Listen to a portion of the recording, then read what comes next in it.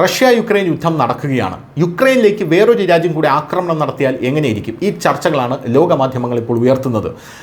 Ukraine ഒരു പ്രധാനപ്പെട്ട missile ഇപ്പോൾ പരീക്ഷിച്ചിരിക്കുകയാണ്. അത് ടോമഹോക്ക് മിസൈൽ അല്ല. അമേരിക്ക ടോമഹോക്ക് മിസൈൽ അവർക്ക് കൊടുക്കുമെന്ന് പറഞ്ഞിരുന്നെങ്കിലും അത് കൊടുത്തു കഴിഞ്ഞാൽ അമേരിക്കയ്ക്കായിരിക്കും വലിയ അടി ഞങ്ങൾ തരാൻ പോകുന്നത് എന്ന് റഷ്യ ഭീഷണി മുഴക്കിയതോടുകൂടി അമേരിക്ക ആ ദൗത്യത്തിൽ നിന്ന് എന്തായാലും പിന്മാറിയിട്ടുണ്ട്. ഇപ്പോഴിത് മനസ്സിലാക്കാൻ സാധിക്കുന്നത് യുക്രൈനിൽ നാസംസ് മിസൈലുകൾ പരീക്ഷിച്ചു എന്നുള്ളതാണ്. ജപ്പാനും ചൈനയും തമ്മിലുള്ള വർദ്ധിച്ചു വരുന്ന സംഘർഷങ്ങൾക്കിടയിൽ തായ്വാന് ഏകദേശം $700 മില്യൺ വിലമതിക്കുന്ന ഒരു മിസൈൽ സംവിധാനം നൽകുന്നതിനായി അമേരിക്ക തായ്വാനുമായി കോടിക്കണക്കിന് ഡോളറിൻ്റെ ആയുധ കരാറിൽ ഒപ്പുവെച്ചിരിക്കുകയാണ്. അതായത് ഏകദേശം 58 ബില്യൺ രൂപയാണ് വിലമതിക്കുന്നത്. അതുകൊണ്ട് തായ്വാനാണ് ഇപ്പോൾ ഈ മിസൈൽ നൽകാൻ പോകുന്നത് എന്നാണ് അറിയാൻ സാധിക്കുന്നത്.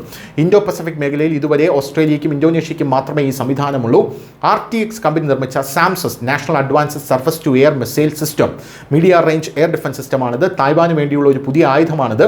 കഴിഞ്ഞ വർഷം $2 ബില്യൺ ആയുധ കരാറിന് കീഴിൽ ഈ ആയുധ സംവിധാനത്തിൻ്റെ നിരവധി യൂണിറ്റുകൾ തായ്വാനിലേക്ക് വിതരണം ചെയ്യുമെന്ന് US പ്രഖ്യാപിച്ചിരുന്നു.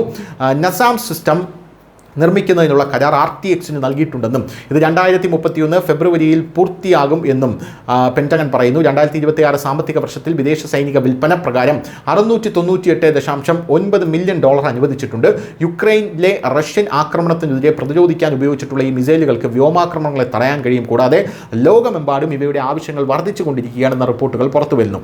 തായ്വാനും യുക്രൈനും കൂടെ അടുക്കുന്ന സാഹചര്യത്തിൽ യുക്രൈൻ ചൈനയുടെ കൂടെ കണ്ണിലെ കരടായി മാറുന്ന ഒരു കാഴ്ചയാണ് നമുക്ക് കാണാൻ സാധിക്കുന്നത്.